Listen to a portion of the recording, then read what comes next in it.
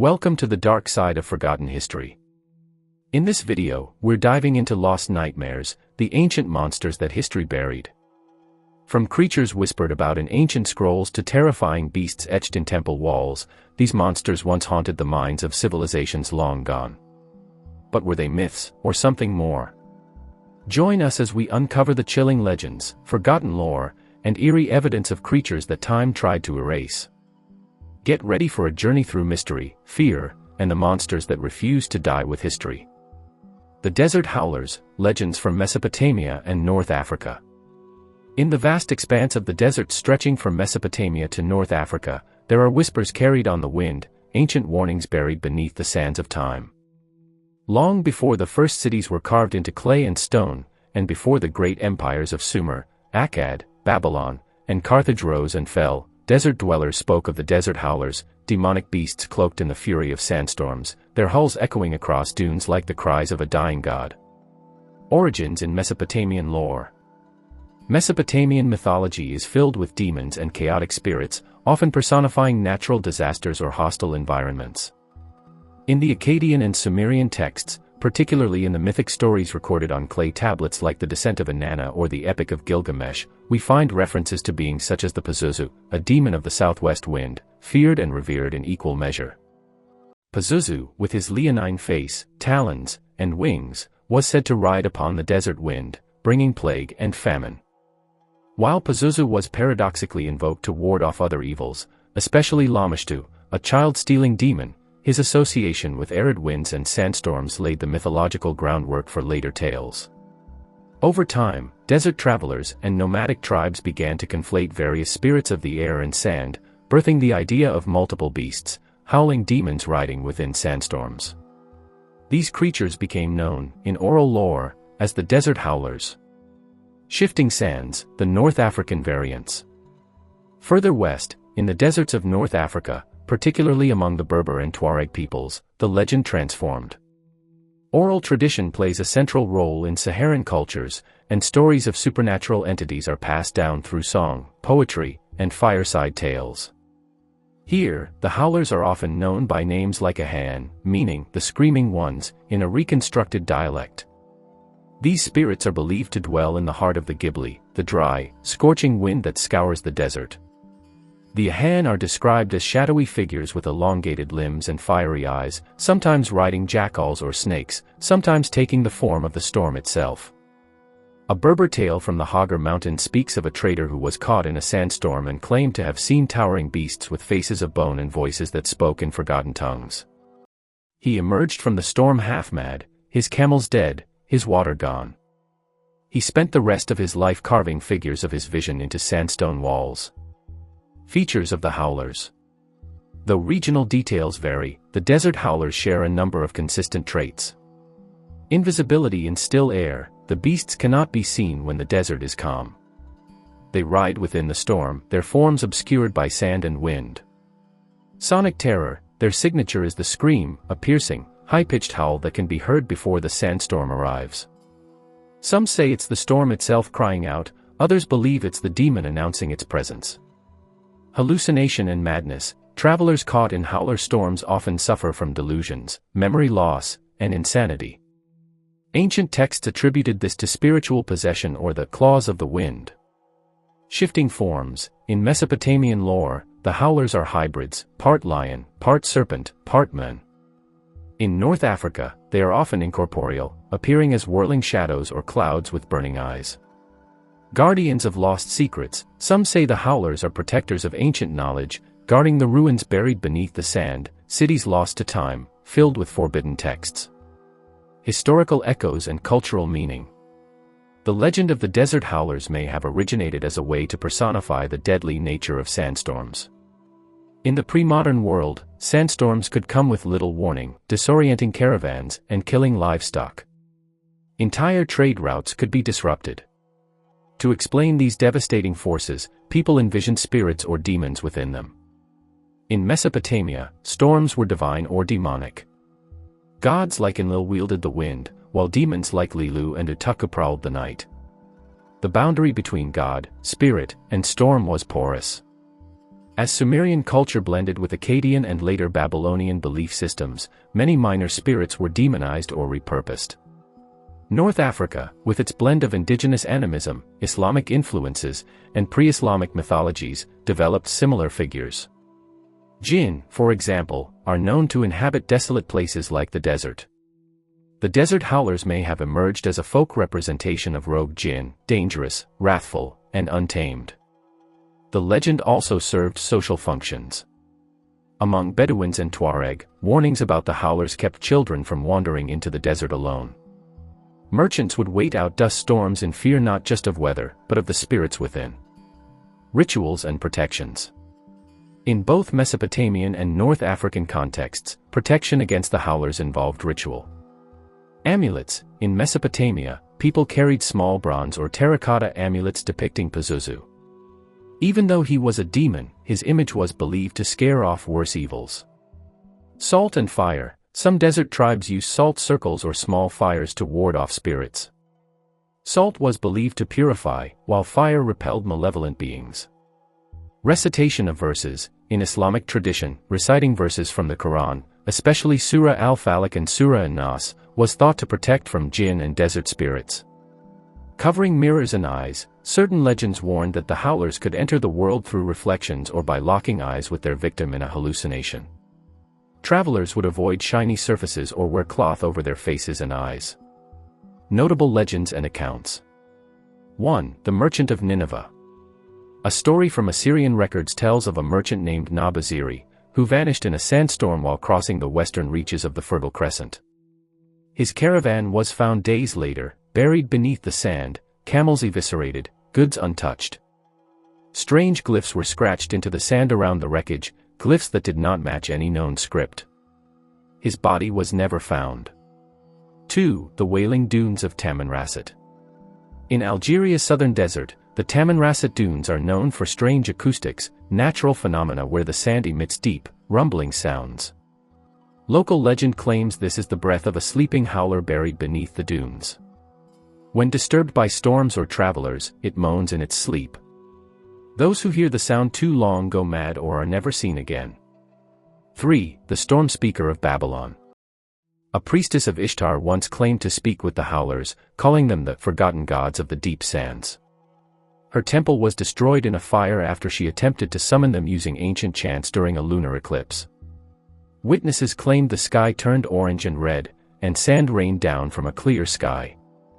The event became known as the Night of the Crimson Winds. Modern interpretations and urban legends.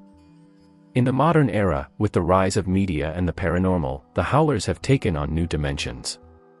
Desert travelers and explorers report strange phenomena in sandstorms, mechanical failures, time loss, sudden illness. Cryptozoologists and fringe researchers tie the howlers to ancient alien theories or interdimensional entities. Satellite images showing shifting dune patterns have fueled speculation that massive, moving forms may be buried beneath the sand. Some desert communities claim that the oil drilling in parts of the Sahara has awakened ancient things. One chilling account from a French Foreign Legion patrol in the 1950s describes a sandstorm, screaming like a dying animal, and the sudden disappearance of 2 soldiers. Their footprints stopped mid-step, and their bodies were never recovered. Psychological and environmental analysis. Scientists attribute many of the experiences associated with the desert howlers to environmental stress. Sandstorms can cause auditory hallucinations. The wind can create frequencies that the human brain misinterprets as voices or screams. Sensory disorientation. Blowing sand obscures vision, making shadows and movement hard to track.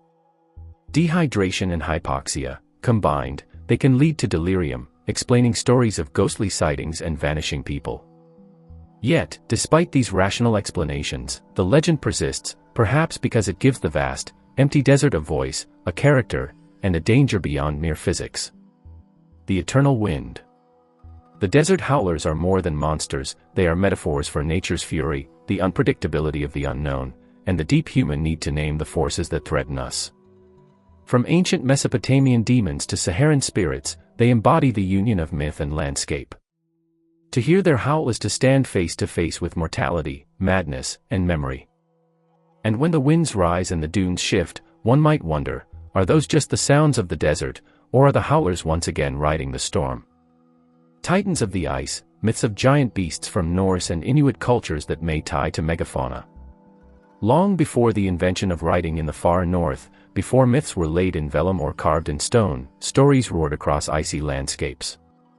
In the minds of the Norse and Inuit peoples, massive creatures haunted the world, colossal beasts whose size, strength, and strangeness echoed both the power of nature and, perhaps, something more tangible, the long-lost giants of the Ice Age. These creatures, described in ancient tales and oral traditions, seem uncannily reminiscent of real prehistoric megafauna like mammoths, mastodons, and giant bears. Could the myths of frost giants and tundra titans be echoes of human encounters with now extinct animals? This essay explores that possibility, examining mythological figures from Norse and Inuit cultures and comparing them with paleontological evidence. These legends do not merely reflect fear or awe, they preserve distant memories, fossil knowledge, and a deeply symbolic view of the past. Frozen realms and mythic beasts, the northern setting. Both Norse and Inuit cultures evolved in cold, challenging climates. The Norse inhabited Scandinavia and later Iceland and Greenland, harsh environments marked by snow-covered mountains, glaciers, and volcanic forces. The Inuit, meanwhile, flourished in the Arctic Circle, across regions now called Alaska, northern Canada, and Greenland. For both, the land was powerful, dangerous, and alive with mystery. Cold environments, paradoxically, are ideal for preserving organic remains. Thus, ancient humans in the Arctic might have encountered well-preserved skeletons or even frozen carcasses of extinct animals, giant beavers, woolly mammoths, or steppe bison. Add imagination and spiritual worldviews, and these remnants could become monsters of myth. The Norse Jotnar, giants of chaos and ice. In Norse mythology, the Jotnar, often called giants in English, are powerful beings who represent primordial chaos. While not always physically enormous, they are often described as huge, terrifying, and ancient. The very world itself, in Norse cosmology, is formed from the body of the first Jotun, Ymir. From his flesh came the earth, from his blood the seas, and from his bones the mountains. Among the most relevant figures are the Hrimsur, or frost giants. These beings live in Jotunheimr, the land of giants, a realm of icy wilderness. They're in constant opposition to the gods of Asgard and often symbolize untamed nature, winter, and primal power. Could these beings be mythologized memories of megafauna? The Norse were aware of bones they could not explain. Ancient Scandinavian sagas occasionally mention the discovery of huge bones or skulls attributed to trolls or giants. In one Icelandic tale, a large fossilized bone is displayed and believed to be from a troll. Today, scientists recognize such finds as remains of mammoths or whales, fossils mistaken for mythical creatures. One particular Jotun, Hrungnir, was said to have a heart of stone and a head of rock, immovable and ancient. Others, like Skrymir, whose Glovthor mistakes for a house, are described with exaggerated proportions that suggest larger-than-life origins.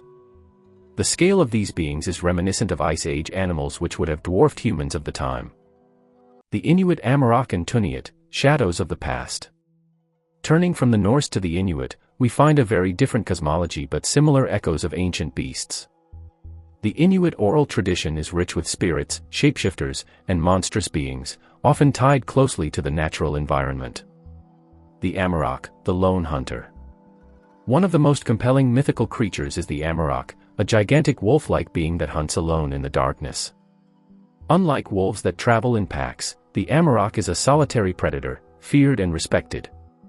It preys on those who venture out at night, especially the foolish or arrogant.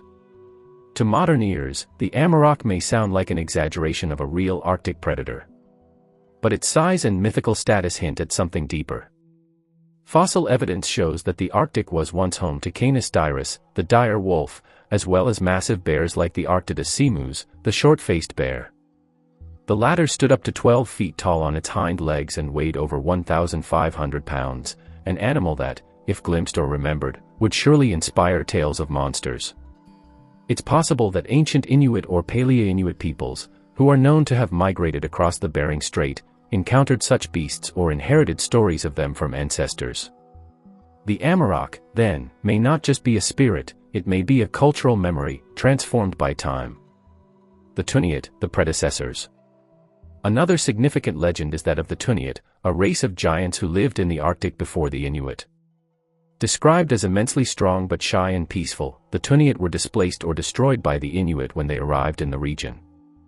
Anthropologists now associate the Tuniat with the Dorset culture, an ancient Arctic people who vanished around 1000 CE. The Inuit oral history of the Tuniat aligns strikingly with archaeological findings. What's fascinating is the way this story blends history and myth. The Tuniat are remembered as real people, but with exaggerated features, larger, stronger, mysterious. Some legends even describe Tuniat who could lift massive stones or build shelters no longer found. These traits, again, resemble an attempt to explain mysterious structures or bones through myth. If ancient Inuit came upon the remains of mammoths or oversized tools left by earlier cultures, it would be natural to attribute them to a race of giants. Myths as fossil memory. The idea of fossil memory suggests that myths may preserve human encounters with long-extinct species, encoded through storytelling. In a pre-scientific world, bones dug from the earth, or found exposed in glaciers, would not be seen as ancient creatures, but as dragons, trolls, or titans. This was not unique to the Norse or Inuit. Ancient Greeks interpreted mammoth bones as those of Cyclopes, and Chinese myths of dragons may have originated with dinosaur fossils. For Arctic cultures, where permafrost can preserve whole carcasses for thousands of years, it's plausible that people discovered furry, tusked animals entombed in ice. They would have touched the bones of mammoths or even the remains of Ice Age lions, sloths, or giant beavers. It's not difficult to imagine how such discoveries would birth mythic narratives. The Norse frost giants might be born from mammoth bones found in frozen caves. The Inuit Amarok may be a cultural echo of fearsome predators long extinct. The Tuniat may be the ghostly echo of ancient Arctic settlers, mythologized in the collective memory of their successors. Symbolism of Ice Age beasts. Beyond literal interpretations, these beasts represent more than bones and fossils. They symbolize the raw power of nature, especially in the north, where survival is always on the edge. The Norse saw their world as a balance between order, Asgard, Midgard, and chaos, Jotunheim, the giants. The giants were not evil, they were essential forces. They brought winter, change, and challenge. Similarly, in Inuit belief systems, nature is alive and filled with spirits that must be respected. Monsters like the Amarok aren't just predators, they are warnings, keepers of balance, and enforcers of humility. In both cultures, the titans of myth serve as mediators between the human world and the vast, unknowable forces of nature. That these mediators might also be inspired by Ice Age megafauna adds another layer, linking humanity's deep past with its mythic imagination. Scientific perspectives, myth meets paleontology. Modern paleontologists and archaeologists are increasingly interested in the overlap between myth and science. While early scholars dismissed mythology as mere fiction, there's now a recognition that oral traditions often contain encoded data about natural events, migrations, and even extinct species. In Siberia, for example, mammoth tusks were once called dragon bones and collected for medicine. In North America, some Native American legends describe great buffalo with curling horns and long fur, descriptions that align with prehistoric bison. Recent studies even suggest that stories of floods, meteor strikes, and volcanic eruptions in oral traditions may correspond to real geological events. Why not extinct animals, too? Remembering the Titans. The stories of Norse frost giants and Inuit tundra monsters are more than fantasy, they are cultural treasures. They encode the human relationship with the environment, express awe toward the power of nature, and possibly preserve memories of real creatures that once walked the earth. Through the fog of time and the frost of glaciers, ancient people glimpsed bones, shadows, and mysteries. They shaped these into tales of Amarok and Tuniat, of Hrungnir and Ymir. Today, these myths still roar in the minds of listeners, just as the real beasts once thundered across the tundra.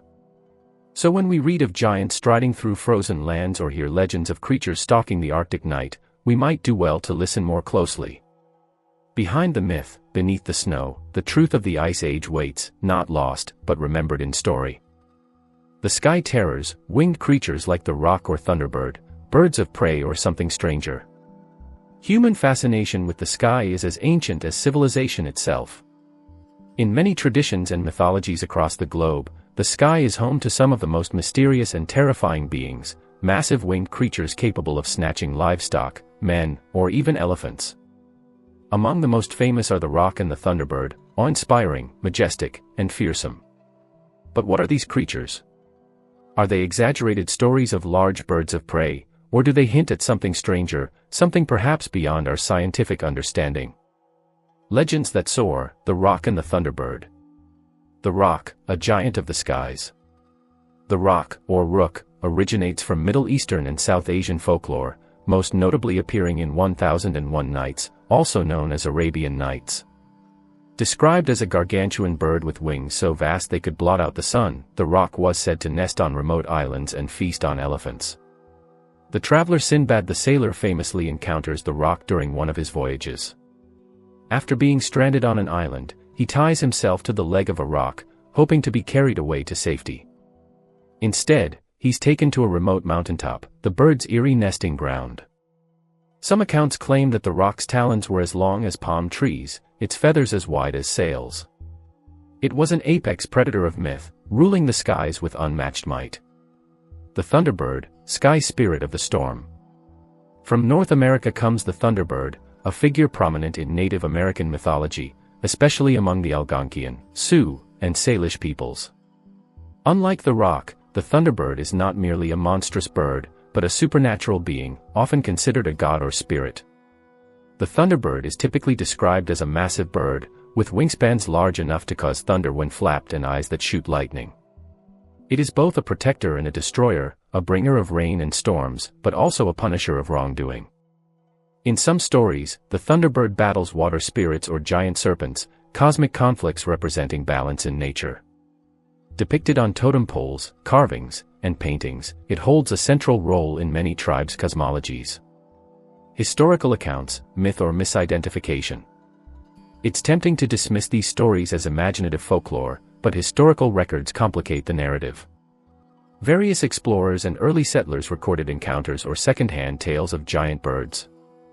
In 1890, 2 Arizona cowboys allegedly shot and killed a giant winged creature with leathery skin and a wingspan of over 20 feet. The story, published in the Tombstone Epitaph, described the creature as more reptilian than bird-like, fueling theories of surviving pterosaurs or thunderbirds. A photo of the thunderbird nailed to a barn circulated widely, though its authenticity has never been confirmed. The 1977 Lawndale, Illinois incident added another chapter to the mystery. A 10-year-old boy named Marlon Lowe was reportedly snatched by a large bird, lifted a few feet into the air, and then dropped. Witnesses claimed the bird had a wingspan of 10 feet and looked like a condor or teratorn. Could these stories be exaggerations? Certainly. But could they also stem from encounters with real, now extinct megafauna? Ancient megafauna, a rational explanation. Let's dive into paleontology. Argentavis magnificens. Discovered in Argentina, Argentavis magnificens is the largest known flying bird to have ever existed. It lived around 6 million years ago and had an estimated wingspan of 20 to 25 feet, weighing up to 150 pounds. Though likely a scavenger rather than an active predator, Argentavis could glide effortlessly on thermals, a silent presence in the skies. If ancient humans or their ancestors encountered remnants or legends of such a bird, it's easy to see how those encounters evolved into myth. Pelagornithids and teratorns. Other giant birds include the pelagornithids, with serrated beaks and wingspans that rivaled small planes, and teratorns, extinct birds from the Americas that looked like vultures but with twice the size. The largest teratorn, Teratornis mariami, lived during the Pleistocene and had a wingspan of 12 feet. While they went extinct around 10,000 years ago, some cultures may have preserved oral histories or fossil discoveries that inspired thunderbird-like myths. Pterosaurs, the outliers.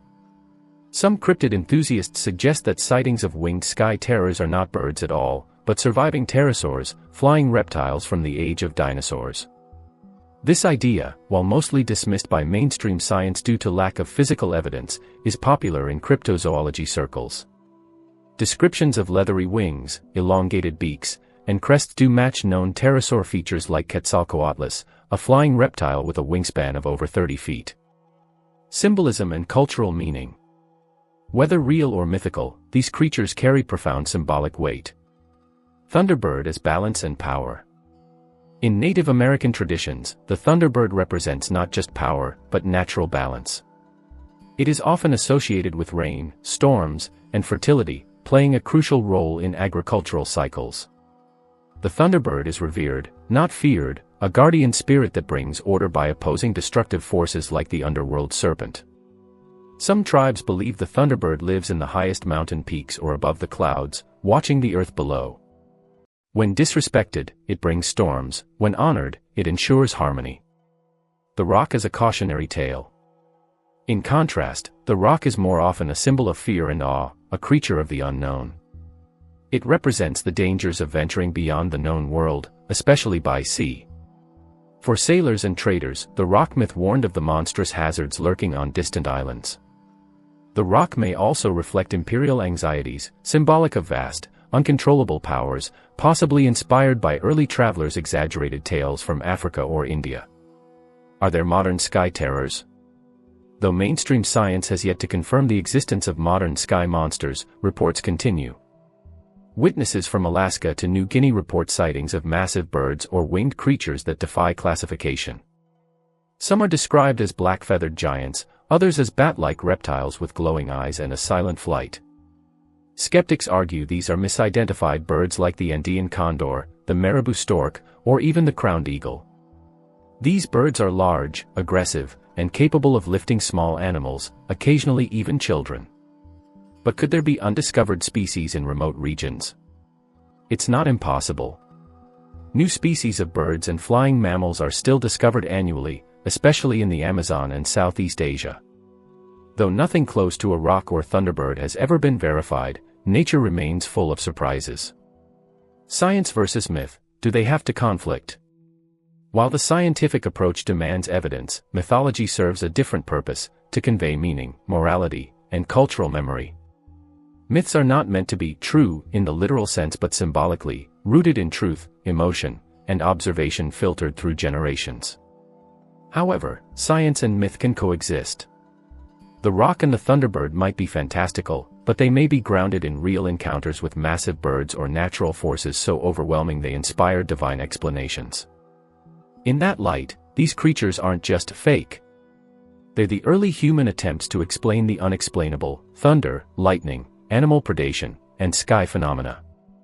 They are symbols of our curiosity, our fears, and our imagination stretching toward the unknown. Something stranger in the skies. Whether viewed as relics of extinct megafauna, misidentified animals, metaphorical spirits, or cryptids, the Roc and Thunderbird continue to capture the imagination. They live at the intersection of myth, memory, and mystery, reminding us that the skies, vast and unexplored even today, have long been seen as a realm of gods, monsters, and awe-inspiring beings. Maybe the Roc never swooped down to snatch an elephant. Perhaps the Thunderbird doesn't truly flap its wings to summon lightning. But in these myths lies something profoundly human: the desire to understand, to tell stories, and to find our place beneath a sky that has never stopped inspiring both terror and wonder. Thanks for joining us on this haunting journey through lost nightmares, the ancient monsters that history buried. If these ancient horrors gave you chills, imagine what else lies hidden in the shadows of the past. Don't forget to like, subscribe, and hit that bell so you never miss a dive into the unknown. Have a favorite ancient monster or a theory of your own? Drop it in the comments below, we'd love to hear it. Until next time, stay curious, and beware the things history tried to forget.